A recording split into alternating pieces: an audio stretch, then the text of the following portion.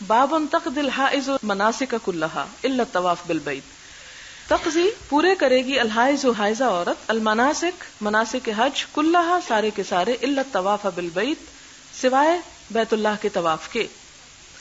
وقال ابراہیم اور ابراہیم نخعی کہتے ہیں لا بأس کوئی حرج نہیں ان تقرأ الآیہ کہ عورت ایک آیت پڑھ لے قرآن کی، یعنی عورت اگر کوئی آیت قرآن کی پوری پڑھ لیتی ہے حیض کی حالت میں تو کوئی حرج نہیں. ولم یرا ابن عباس اور نہیں سمجھتے ابن عباس بالقراءۃ قراءت کرنا للجنب جنبی کے لیے بأسن اس میں کوئی حرج، یعنی حالت جنابت میں اگر کوئی شخص قرآن پڑھتا ہے یا پیریڈز کے دنوں میں تو ابن عباس کی رائے کیا ہے اس میں کہ اس پر کوئی گناہ نہیں. وکان النبی صلی اللہ علیہ وسلم اور تھے نبی صلی اللہ علیہ وسلم یذکر اللہ علی کل احیانہ ذکر کرتے اللہ تعالی کا ہر وقت میں. وقالت ام عطیہ اور ام عطیہ کہتی ہیں کننا نؤمر ہمیں حکم دیا جاتا ان نخرجا کہ ہم نکالے الحیدہ حیض والی عورتوں کو فیکبرنا تو وہ تکبیر پڑھیں بتکبیرہم ان کی تکبیر جیسی ویدعونا اور دعا کریں.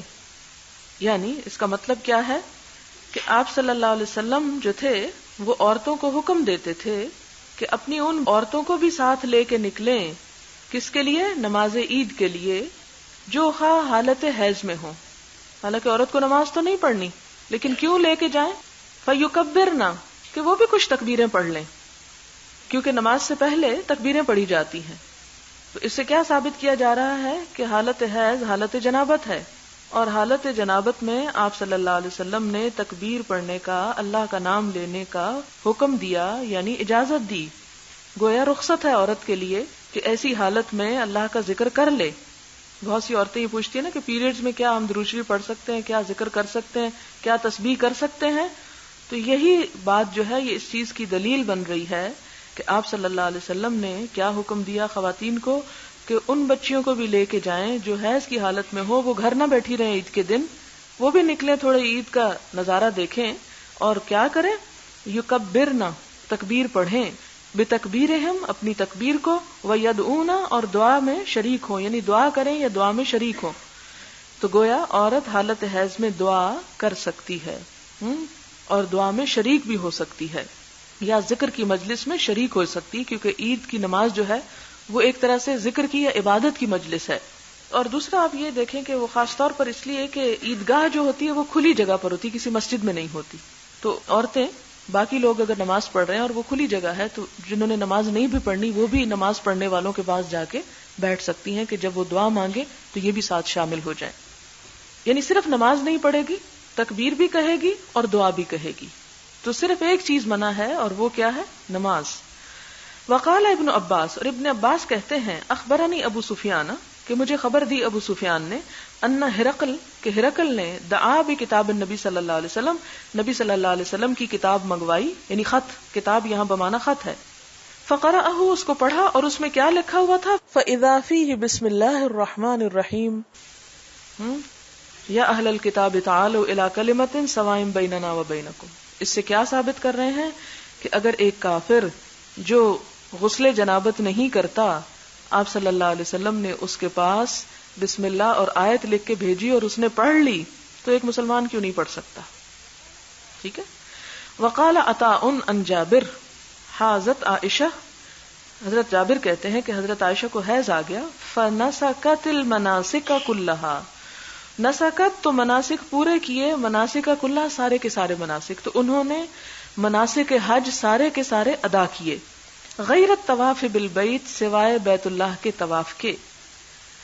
ولا تصلی اور نہ نماز پڑھی، یعنی حضرت عائشہ نے کیا نہ کیا؟ طواف نہ کیا اور نماز نہ پڑھی. اس سے کیا پتہ چلتا ہے کہ دو کام حالت حیض میں منع ہیں.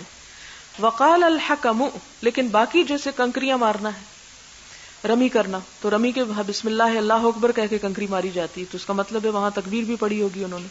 اسی طرح لبیک اللہم لبیک کہنا جو ہے یہ بھی حج کا ایک حصہ ہے، تلبیہ پڑھنا تو وہ بھی اس میں اللہ کا ذکر ہے، وہ بھی انہوں نے پڑھا ہوگا. تو اس سے کیا پتہ چلتا ہے کہ باقی ذکر وغیرہ سب کر سکتی ہے، حج کی حالت میں طواف اور نماز نہیں. وقال الحکم اور حکم بن عتیبہ نے کہا انی لأذبح وانا جنب میں ذبح کر لیتا ہوں حالانکہ میں جنابت کی حالت میں ہوتا ہوں. اور یہ ذبح کا کیا تعلق ہے اس سے کہ اس کے شروع میں بھی کیا پڑھا جاتا ہے؟ بسم اللہ اللہ اکبر. وقال اللہ عز وجل، اور اللہ تعالیٰ نے فرمایا ہے، ولا تأکلوا، اور نہ تم کھاؤ، مما لم یذکر اسم اللہ علیہ، جس پر اللہ کا نام نہ لیا گیا ہو. یعنی جس جانور کو ذبح کرتے وقت اللہ کا نام نہیں لیا گیا، اس چیز کو، اس گوشت کو مت کھاؤ. اب اس سے کیا پتہ چلتا ہے کہ ذبح کرتے وقت اللہ کا نام لینا ضروری ہے، اور وہ اللہ کا نام لیتے تھے جب وہ جنابت کی حالت میں ہوتے تھے. جس سے کیا پتہ چلتا ہے کہ کسی بھی حال میں اللہ تعالیٰ کا ذکر جو ہے وہ نہیں چھوڑنا چاہیے.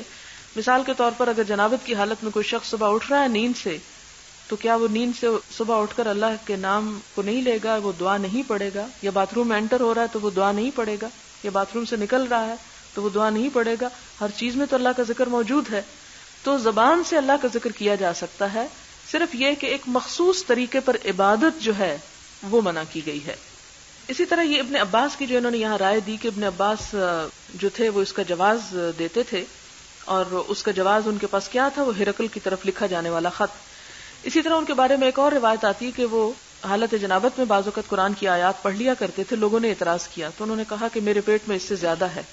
اب یہ اس سے دو معنی ہو سکتے ہیں کہ میرے اندر اس سے زیادہ قرآن ہے جو میری زبان پر ہے، اور دوسرا یہ کہ میرے پیٹ کے اندر اس سے زیادہ غلاظت ہے جو جنابت کی حالت میں کسی کو لاحق ہو سکتی ہے. یعنی دوسرا معنی یہ تھا. حدثنا ابو نعیم قال حدثنا عبد العزیز بن ابی سلمہ عن عبد الرحمن بن القاسم عن القاسم بن محمد عن عائشہ قالت خرجنا مع النبی صلی اللہ علیہ وسلم. حضرت عائشہ کہتی ہیں کہ ہم حضور صلی اللہ علیہ وسلم کے ساتھ نکلے. لا نذکر الا الحج، کہ نہیں ہم ذکر کرتے تھے مگر حج کا. یعنی ہم سب حج کا ذکر، وہ کیا ہے حج کا ذکر؟ ایک تو تلبیہ ہے، اور یہاں پر نذکر کا معنی نہیں ہمیں کچھ یاد تھا مگر حج، یعنی نیت تھی. یہ مراد یہ نذکروں کے نیچے آپ نیت لکھ لیں. نہ ہم نیت کیے ہوئے تھے مگر حج کی، یعنی ہمارا مکہ جانے کا کوئی اور تجارت یا دنیا کا کوئی فائدہ اٹھانا مقصود نہ تھا، بلکہ صرف حج تھا. فلما جئنا صرفا، جب ہم صرف کے مقام پر آئے، تمستو، تو مجھے حیض آ گیا. اب یہ تیسرا لفظ ہے، حیض، نفاس اور تمس. تمس کہتے ہیں حیض کی ابتدا. مجھے حیض شروع ہو گیا. فدخل علی النبی صلی اللہ علیہ وسلم، آپ صلی اللہ علیہ وسلم میرے پاس تشریف لائے. وانا ابکی، اور میں رو رہی تھی. فقال، آپ نے پوچھا، ما یبکی کی، کیا چیز تجھے رلا رہی ہے؟ قلت، میں نے کہا، لوددت، میری تمنا یہ ہے، میری خواہش یہ ہے، واللہ، اللہ کی قسم، انی لم احج العام، کہ میں نہ حج کرتی اس سال، کیونکہ انہیں شک تھا کہ وہ حج کے دوران پاک نہ رہ سکیں گی. قال لعلک نفستی، تو آپ سمجھ گئے، آپ نے فرمایا شاید کہ تجھے حیض شروع ہو گیا. قلت نعم، میں نے کہا ہاں. قال، آپ نے فرمایا فإن ذلک شیء، کہ یہ تو ایک ایسی چیز ہے، یعنی اس میں تمہارا کیا قصور ہے، یا اس پر رونے کی کیا بات ہے، یا اس میں پریشانی کی کیا ضرورت ہے. یہ تو ایک ایسی چیز ہے کہ اللہ تعالیٰ نے کتبہ اللہ علی بنات آدم، جسے آدم کی بیٹیوں پر لکھ دیا ہے، یعنی ان کے اوپر ایک ذمہ داری ڈالی ہے، وہ اس ذمہ داری کو پورا کر رہی ہیں، ان کا اس میں کیا گناہ. فافعلی، تو کرو، ما یفعل الحاج، جو بھی حاجی کرتا ہے، غیرہ، سوائے اس کے، اللہ تطوفی بالبیت، کہ تم بیت اللہ کا طواف نہ کرنا، حتی تطہری، یہاں تک کہ تم پاک ہو جو. یہ واضح کرتی ہے اس بات کو کہ پاک ہو کے تمہیں طواف کرنا ہوگا. اس سے کیا پتہ چلتا ہے کہ حج مکمل نہیں ہوتا جب تک کہ دو کام نہ کیے جائیں، ایک عرفہ میں حاضری، عرفات میں، اور دوسری طواف افاضہ. یعنی جب تک کہ یہ طواف نہ کیا جائے اس وقت تک حج نہیں ہوتا. اسی لیے آپ صلی اللہ علیہ وسلم نے فرمایا کہ حتی تطہری، پاک ہو کر تم طواف کرنا، یعنی طواف کرنا ضروری ہے. ہمارے ہاں بدقسمتی سے جہالت کے ساتھ بہت سی خواتین حج کرنے کو جاتی ہیں، اور میرے اپنے کانوں نے سنا کہ وہ پیریڈز کی حالت میں گئیں، اور ابتدا میں وہ چند دن جو تھے وہ اسی حال میں گزرے، پھر منا عرفات کر کے وہیں سے ان کو جو معلم ہوتے ہیں وہ ان کو لے گئے مدینہ، اور پھر جب واپس آئیں تو انہیں کسی نے بتایا ہی نہیں، اور انہوں نے وہاں حج کی نیت کا طواف ہی نہیں کیا ہوا تھا، تو حج ہی نہیں ہوا. یعنی دو کام یہ فرض ہیں، باقی چیزیں واجب سنت کا درجہ رکھتی ہیں، لیکن اگر کوئی ان دو کاموں میں سے ایک چھوڑ دے، عرفات کے دن حاضر نہ ہو اور طواف افاضہ نہ کرے، تو حج ہی نہیں. یہ دونوں لازم ہیں. اب طواف افاضہ کب تک کیا جا سکتا ہے؟ ذوالحج کے اخیر تک کیا جا سکتا ہے. افضل تو یہ ہے کہ 10ویں کو کر لیا جائے واپس آ کے، لیکن اگر کوئی نہیں کر سکتا تو جب تک پاک نہیں ہوتا، یا جب تک اس کا عذر یا بیماری مثلا ختم نہیں ہوتی، تو وہ طواف ڈیلے کر سکتا ہے. لیکن کب تک ڈیلے کر سکتے؟ ذوالحج کے آخر تک. اگر ذوالحج ختم ہو گیا تو طواف مس ہو گیا اور حج کا فائدہ نہ ہوا. اس لیے ایسی تمام باتوں میں احتیاط بہت ضروری ہے. ہاں بعد میں کیا جائے، وہ سارے دن گزر جائیں حج کے پھر کیا جائے، لیکن اس کا کرنا ضروری ہے. تو یہاں پر آپ صلی اللہ علیہ وسلم ان کو یہ طریقہ بتا رہے. باب الاستحاضہ، استحاضہ کا بیان. ایک حیض ہوتا ہے اور ایک استحاضہ ہوتا ہے. استحاضہ ایک بیماری ہوتی ہے جس میں حیض کے علاوہ دوسرے دنوں میں بھی خون آتا رہتا ہے. حدثنا عبداللہ ابن یوسف قال اخبرنا مالک عن ہشام ابن عروہ عن ابیہ عن عائشہ انہا قالت، حضرت عائشہ روایت کرتی ہیں، قالت فاطمہ بنت ابی حبیش، کہ فاطمہ بنت ابی حبیش نے کہا لرسول اللہ صلی اللہ علیہ وسلم، نبی صلی اللہ علیہ وسلم سے، یا رسول اللہ، اے اللہ کے رسول صلی اللہ علیہ وسلم، انی لا اطہر، میں پاک نہیں ہوتی، میں کبھی بھی پاک نہیں ہوتی. افادع الصلاۃ، تو کیا میں نمازیں چھوڑ دوں، کیا نماز چھوڑے رکھوں؟ فقال رسول اللہ صلی اللہ علیہ وسلم، تو آپ صلی اللہ علیہ وسلم نے فرمایا، انما ذالکی، بے شک یہ چیز، ارقن، ایک رگ ہے، ولیس بالحیضتی، یہ حیض نہیں ہے، یعنی یہ ایک رگ ہے جو پھٹتی ہے جس سے خون نکلتا ہے، اس کا منبع یا سورس وہ نہیں جہاں سے حیض کا خون آتا ہے. فاذا اقبلت الحیضۃ، پھر جب تمہارا حیض آ جائے، یعنی وہ دن آ جائیں یا حیض کا خون جو ہے اپنے رنگ اور اپنے طبیعت کے اعتبار سے، اسمیل کے اعتبار سے دوسرے خون سے مختلف ہوتا ہے، لہذا ان دنوں کو پہچانو اور صرف ان دنوں میں فترک الصلاۃ، نماز چھوڑو.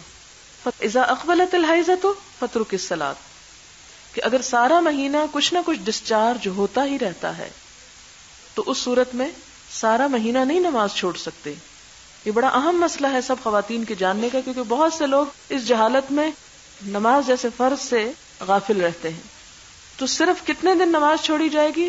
جو اس بیماری کے شروع ہونے سے پہلے ایک عورت کی عادت تھی، یعنی اگر اس کے 5 دن کی عادت تھی تو 5 دن ہی وہ نماز چھوڑے گی اور 5ویں دن نہائے گی، اور اس کے بعد اگر اس کو بلیڈنگ ہوتی بھی رہی تو وہ پیریڈ شمار نہیں ہوں گے، وہ بیماری شمار ہوگی اور اس میں نماز پڑھی جائے گی.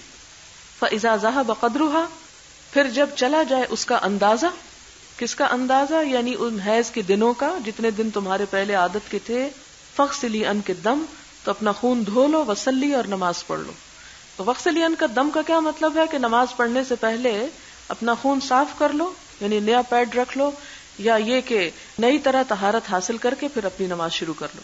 سوال ہے کہ کیا غسل جنابت کی چھینٹوں سے جسم ناپاک ہو جاتا ہے؟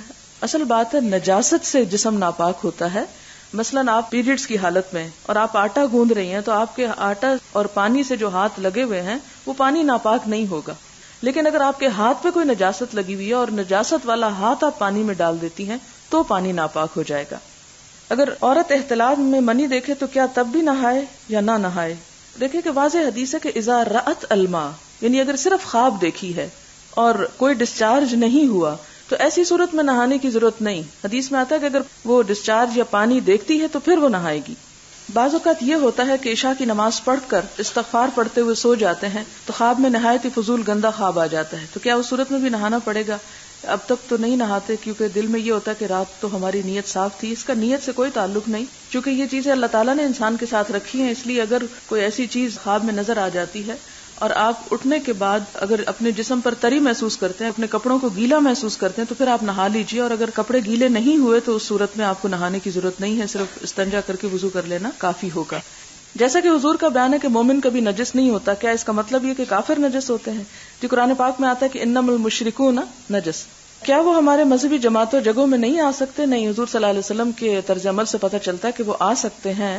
وہ نجاست حکمی نجاست ہے، مراد عقیدے کی نجاست ہے، جسم کی نجاست نہیں. اس سے مراد یہ نہیں کہ آپ کسی عیسائی سے ہاتھ نہیں ملا سکتے کہ یہ ناپاک ہیں. اسی تصور سے تو معاملہ گڑبڑ ہوا اور لوگوں نے کہا کہ ہمارے گھر میں کرسچن عورت روٹی پکاتی ہے اور قرآن میں تو لکھا ہے مشرک نجس ہیں، یہ کافر، تو کیا وہ نہ پکائے؟ نہیں، ایسی کوئی بات نہیں. آپ دیکھتے ہیں کہ حضرت عمر رضی اللہ تعالیٰ عنہ نے نصرانی عورت کے گھر سے کیا کیا تھا؟ وضو کیا تھا پانی لے کر. تو اگر وہ نجس ہیں اور ان کا پانی بھی نجس تو وضو تو نہ ہوا. تو وہ نجاست کون سی ہے؟ حکمی نجاست ہے، یعنی فزیکل نہیں ہے، صرف تھیوریٹیکل ہے ایک طرح سے. ہم حدیث میں حضور صلی اللہ علیہ وسلم کی زندگی کے تمام پہلوؤں کے بارے میں علم حاصل کر رہے ہیں. یقیناً وہ ایک مکمل نیچرل زندگی گزارتے تھے. کیا ان سب باتوں کے جاننے کے بعد ان لوگوں کے خیالات کی نفی نہیں ہو جاتی جو کہتے ہیں کہ حضور صلی اللہ علیہ وسلم انسان نہیں بلکہ نور تھے؟ آپ خود فیصلہ کر سکتے ہیں. مجھ سے کیوں فتویٰ لیتے ہیں کہ آپ باہر جا کے کوٹ کریں کہ جی وہ فلاں کہہ رہی تھی کہ وہ کیا تھے اور کیا نہ تھے. بات یہ ہے کہ ہمیں کسی کو غلط یا درست ثابت نہیں کرنا، ہمیں یہ دیکھنا ہے کہ ہمیں کیا کرنا. اور حضور صلی اللہ علیہ وسلم اگر ہمارے لیے بہترین نمونہ ہے تو وہ اسی صورت میں ہو سکتے ہیں جبکہ وہ ایک انسانوں جیسی زندگی بسر کرتے. اگر فرشتوں جیسی کرنی تھی تو پھر ہمارے لیے تو وہ نمونہ نہیں ہو سکتے، کیونکہ فرشتے نور سے بنے نا. مشکل یہیں سے شروع ہوئی جب بہت غلو بڑھا اور حضور صلی اللہ علیہ وسلم کا مقام ایسا بنا دیا گیا تو پھر ہم نے صرف ان کو عقیدت ہی کی نظر سے دیکھا، ایک نمونہ جو اللہ تعالیٰ نے بہترین بنایا تھا اس نظر سے نہ دیکھا، جس کے نتیجے میں اس طرح کی احادیث جو اب آپ نے پڑھی اس سے بہت سے لوگ کہ یہ تو اس طرح کی باتیں اس میں دیکھیں، یہ حدیث ہے، یہ تو آپ کے احترام کے خلاف ہے. اگر آپ ان کو ایک بہترین انسان کی شکل میں دیکھتے ہیں تو یہ سب چیزیں ایک نیچرل وے میں آپ پڑھ سکتے ہیں. پھر آپ کے اندر کوئی ملال نہیں آئے گا یا حضور صلی اللہ علیہ وسلم کے درجے میں کوئی کمی نہیں، بلکہ عقیدت اور بڑھے گی کہ کتنا احسان ہے ہم پر کہ اپنی ذاتی زندگی کی قربانی دے کے ہمیں ہر پہلو سمجھا دیا. لیکن مجھے اطلاع ملتی رہتی ہے بعض اوقات کے لوگ اس مجلس جو امانت کی مجلس ہے یہاں سے اٹھ کے باہر جا کے تو بعض اوقات اس قسم کی باتیں کرتے ہیں کہ جی دیکھیں کیا کچھ پڑھایا جا رہا ہے حدیث میں، اس طرح کی بے حیائی کی باتیں مثلا. تو بات یہ ہے کہ یہ آپ مجھ پہ بات نہ کریں، آپ یہ دیکھیں کہ یہ کس نے دین بھیجا ہے اور کس کی طرف سے یہ سب کچھ آیا ہے اور یہ سب کچھ کس لیے آیا ہے. اور اس میں اگر آپ کو کوئی اعتراض ہے تو وہ اعتراض مجھ سے نہیں ہے، اللہ اور اس کے رسول سے ہے. اور پھر سوچ لیں کہ اللہ اور اس کے رسول صلی اللہ علیہ وسلم پر اعتراض کرنے کا معنی کیا ہے اور اس کا جواب آپ اپنے لیے بھی سوچ رکھیں. اور اگر آپ کو کوئی چیز ایسی ناگوار لگتی ہے یا میرے الفاظ میں کوئی ایسی غلطی ہے تو پلیز وہ مجھے ہی کو بتایا کریں. باہر ڈسکس کرنے سے فائدہ کچھ نہیں ہوگا. اگر غسل جنابت سے پہلے مہندی لگی ہوئی ہو اور پھر غسل کیا جائے تو غسل ہو جائے گا، اس سے پاکی میں فرق تو نہیں آئے گا؟ کوئی فرق نہیں آئے گا. ان کو شاید خیال اس لیے آیا کہ مہندی سے بالوں میں کلر آ جاتا ہے اور ان کا خیال ہے کہ بال ناپاکی کی حالت میں اگر ڈائے ہو جاتے ہیں تو کیا پھر وہ دھلنے سے پاک ہو جاتے ہیں. یہ جو کلر ہے وہ پانی کو مانے نہیں، یعنی پانی میں رکاوٹ نہیں ڈالتا، اس لیے اس سے کچھ فرق نہیں پڑتا. بلا وجہ خارج ہونے والی تری مزی کہلاتی ہے؟ نہیں، بلا وجہ نہیں. کیا عورتوں کی یہ تری لکوریا کہلاتی؟ نہیں، لکوریا ایک بیماری کا نام ہے. بیماری کی کوئی سبب یا ریزن ہو سکتی ہے، لیکن جو مزی ہے وہ اس سے مختلف چیز ہے. مزی عموماً شہوانی خیالات سے ہوتی ہے. یہ اب مجھے بہت واضح کرنا پڑا کیونکہ بہت سے سوال اسی قسم کے ہیں اور میں سمجھتی ہوں اس مشکل کو کہ کسی سے بھی پوچھ نہیں سکتے اور پھر ہر وقت کنفیوژن. اور اگر گلٹی کانشیس موجود ہے کہ پتہ نہیں اب نہانا چاہیے تھا اور نہائے بغیر نماز پڑھ رہے ہیں، نماز ہوئی یا نہیں، اس لیے چونکہ دین کی بات کو واضح کرنے میں اگر اس طرح کے اوٹ رہ جائے تو شاید مسئلہ پھر واضح نہ ہو. تو اس میں یہ ہے کہ اب شاید اس میرے لفظ کے بولنے سے آپ کو اس میں ڈفرنس پتہ چل گیا ہو. اگر یہ کہ شادی کے بعد خاوند دن میں کسی بھی وقت ٹچ کرے گا تو کیا نہا کر نماز پڑھنی ہوگی؟ جنابت سے متعلق جو کچھ بھی پڑھا ہے اس میں جو الفاظ استعمال ہوئے تو کبھی نہیں سنے تھے، اس لیے یہ بات پڑھتے وقت حیرانگی ہوتی ہے، سمجھ میں بھی نہیں آتا. میرے خیال میں دوسری لڑکیوں کے ساتھ بھی یہی مسئلہ ہے. بات آپ کی درست ہے، لیکن جلد یا بدیر یہ سب الفاظ آپ کو سننے ہیں اور آپ کی زندگی کا ایک حصہ ہیں. اگر آج نہیں تو کل بھی آپ کو پتہ چلنا ہے، اور اگر آج پتہ چل رہا ہے تو اس میں گھبرانے کی بات نہیں ہے. ہر شخص کی زندگی میں وہ مرحلہ آتا ہے جب ایک دن اس کے لیے یہ سب باتیں نئی ہوتی ہیں اور اس کو پتہ چلتی ہیں. اور عموماً اگر پتہ چلتے وقت صحیح طور پر اس میں تعلیم نہ ہو تو انسان کا بہت سی غلط طریقوں یا چیزوں میں پڑنے کا احتمال ہوتا ہے. اس لیے اگر ابھی سمجھنے کی ضرورت نہ محسوس کریں لیکن شادی سے پہلے کم از کم ضرور ان کو سمجھ لیں تاکہ آپ اپنے دین کے جو فرائض ہیں ان کی ادائیگی بہتر طور پر کر سکیں. کیا آج کل جو کیمیکل ڈائی بالوں پر لگایا جاتا ہے اس سے غسل صحیح ہو جاتا ہے؟ کیونکہ یہ ہیئر ڈائی بھی بالوں پر ایک کوٹنگ کر دیتا ہے. اس میں یہ ہے کہ مجھے نہیں معلوم کہ وہ کوٹنگ کس حد تک ہوتی ہے. اگر وہ صرف رنگ ہے، پانی کو اندر جانے میں منع نہیں کرتا یہ رنگ، تو اس صورت میں تو اجازت ہے. دوسری بات یہ کہ اگر وہ کوٹنگ اس نے کی بھی ہے اور صرف بالوں کی حد تک ہے تو کوئی حرج نہیں. اصل چیز ہے بالوں کی جڑوں کا اور سکن کا گیلا ہونا. اگر وہ گیلی ہو جاتی ہیں تو ڈائی سے فرق نہیں پڑے گا، لیکن اگر وہ گیلی نہیں ہوتی اور سر کے اوپر کچھ اس طرح کا پینٹ وغیرہ لگ گیا ہے، مجھے نہیں معلوم کیونکہ میں نے کبھی استعمال نہیں کیا کہ یہ کلرز جو ہیں یہ پینٹ کی نوعیت رکھتے ہیں یا صرف رنگ کی رکھتے ہیں. اگر رنگ ہے تو کوئی بات نہیں، لیکن اگر پینٹ ہے تو اس صورت میں اگر سکن کو ٹچ کر گیا تو اس کے نیچے پانی نہیں جائے گا تو پھر وضو یا غسل نہیں ہوگا. جب ہم پر غسل واجب نہ ہو لیکن ویسے ہی جو ہم نارمل روٹین کا نہاتے ہیں لیکن اس میں بال گیلے نہیں کرتے، یعنی سر نہیں دھوتے مراد ہے، اگر اس غسل میں ہم وضو کے اعضاء ترتیب سے دھوئیں اور بال خشک ہی رہیں تو کیا اس کے بعد دوبارہ وضو کرنا ہوگا؟ نہیں، وضو دوبارہ نہیں کرنا ہوگا. اگر آپ نے مسح کیا اور اگر بالکل ہی سر کو ٹچ نہیں کیا تو پھر وضو نہیں ہوگا، کیونکہ وضو میں سر کا مسح فرض ہے، اس کا قرآن میں ذکر ہے۔ کیا جنبی خاتون غسل سے پہلے بچے کو دودھ پلا سکتی ہے؟ پلا تو سکتی ہے، لیکن نہیں پلانا چاہیے۔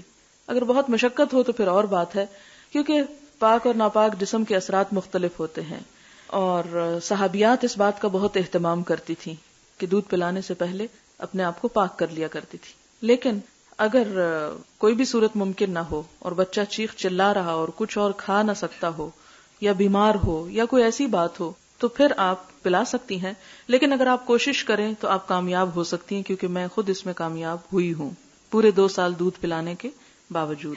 کیونکہ جب آپ کو یہ بات عزیز ہو کہ آپ کا بچہ ایک اچھا صالح تربیت یافتہ دین سے محبت رکھنے والا ہو تو پھر آپ اپنے لیے کچھ قربانیاں کر لیتے ہیں، اور جب آپ نیت کر لیتے ہیں تو اللہ تعالیٰ کامیابی بھی ضرور دیتے ہیں اور بچوں کو بھی بڑا حوصلہ دے دیتے ہیں۔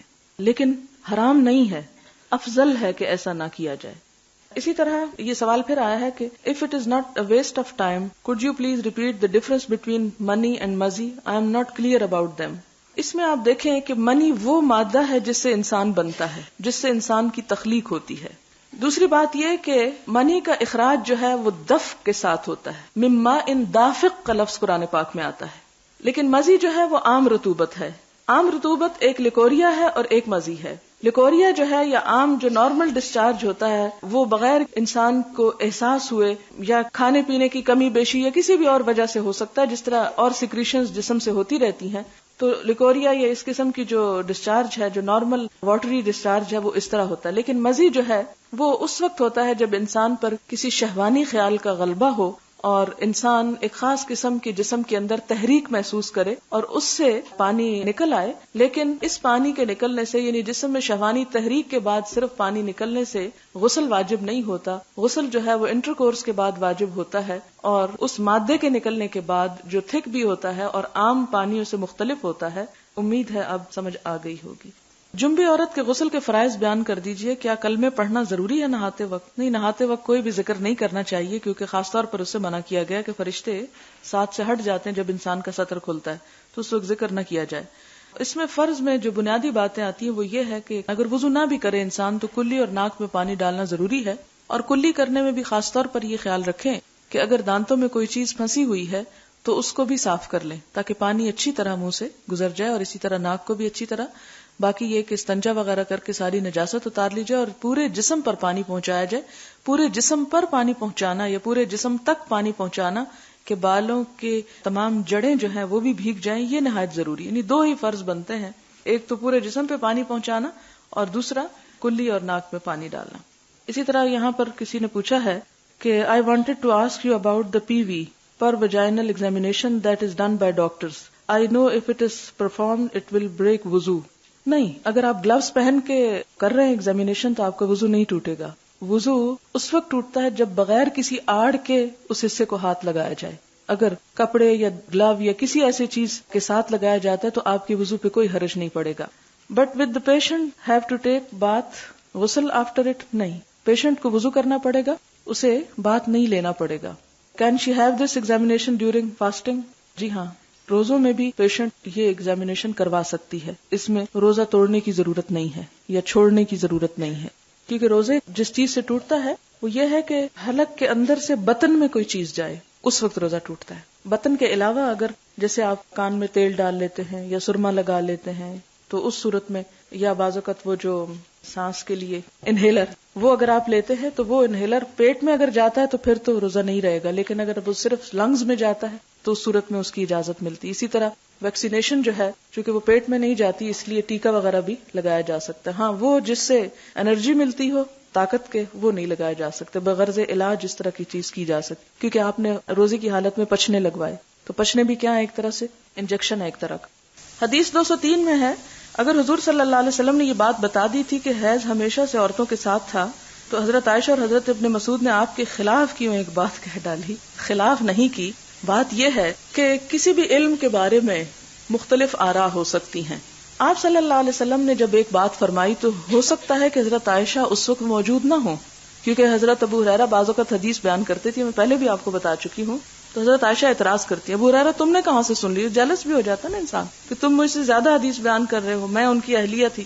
تو کہتے ہیں ہاں تمہیں کنگھی پٹی اور زینت بہت سا علم حاصل کرنے سے روک دیتی تھی کہ تم حضور صلی اللہ علیہ وسلم کے لیے وہ زینت اور بناؤ سنگھار جو عورتوں کا ایک خاصہ ہے اور ایک پسندیدہ چیز بھی ہے، تم اس میں مصروف رہتی تھی، اور میں ابو ہریرہ جو تھا وہ حضور صلی اللہ علیہ وسلم کے ساتھ لازم رہتا تھا، اس لیے میں نے اس موقع پہ یہ سنی تھی. تو اس سے یہ پتا چلتا ہے کہ ہر بات جو آپ نے فرمائی وہ ضروری نہیں کہ حضرت عائشہ تک پہنچ گئی ہو، کیونکہ وہاں کلاسز تو ایسا نہیں روز لگتی تھی، اور ایون اگر کلاس لگتی ہو تو سننے میں کچھ لوگ ایک بات کو مس بھی کر جاتے ہیں، ہوتا نا ایسے، بڑا نیچرل ہے کہ وہ ان سے وہ بات نہیں رہی، کہتے اچھا یہ ہوئی تھی، میں نے تو خیال نہیں کیا اس وقت. اب یہ بالکل ممکن ہے کہ آپ صلی اللہ علیہ وسلم نے جب یہ بات فرمائی ہو تو حضرت ابن مسعود اور حضرت عائشہ نے یہ نہ سنی ہو یا ان کو نہ پہنچی ہو. بعد میں آپ صلی اللہ علیہ وسلم کی وفات کے بعد سارا علم یکا یک نہیں اکٹھا ہو گیا تھا، سٹیجز میں اکٹھا ہوا. جب حضرت عائشہ سے کسی نے پوچھا ہوگا کہ یہ کیا سلسلہ ہے تو انہوں نے اپنا ایک اوپینین دے دیا جو ان کے اپنے کسی سورس آف انفارمیشن پر مبنی ہوگا. اس سے لازمی طور پر یہ بات نہیں نکلتی کہ انہوں نے آپ صلی اللہ علیہ وسلم کے اپوزٹ کوئی بات جان بوجھ کے کی. یہ علم کی وسعت میں ایسی چیزیں ہو جاتی ہیں. مثلا ایک چیز کے بارے میں میری رائے کچھ ہو اور آپ نے کہیں سے کچھ اور پڑھ رکھا اور آپ کی رائے کچھ ہو، تو کل کوئی تیسرا یہ نہیں کہہ سکتا کہ فلاں جو ڈاکٹر فرد کی شاگرد ہے وہ اپنی استاد کے خلاف بات کیوں کہتی ہیں. وہ خلاف والی بات نہیں ہے، وہ اس کا اپنا ایک اوپینین ہے اور اس کا اپنا ایک سورس ہے. اور یہ ایسا ہونا جو ہے، اگر آپ نیچرل ایک ویو لیں تو اس میں آپ کو یہ چیزیں سمجھ آ جائیں گی. ہمیں اشکال اس لیے پیش آتا ہے کہ ہم وہ سب چیزیں ایک جگہ اکٹھی ہوئی بھی پڑھ رہے ہیں، اور امام بخاری اپوزٹ اور کنٹراڈکٹری اوپینین اس لیے لے آتے ہیں تاکہ علم کی وسعت کا پتہ چلے کہ یہ کیا سوچتا ہے اور یہ کیا سوچتا ہے، اور بعد میں اس میں سے ہم دونوں کو کمپیئر کر کے دیکھ سکتے ہیں کہ جس کا سورس آف نالج وہی تھا وہی زیادہ درست ہے.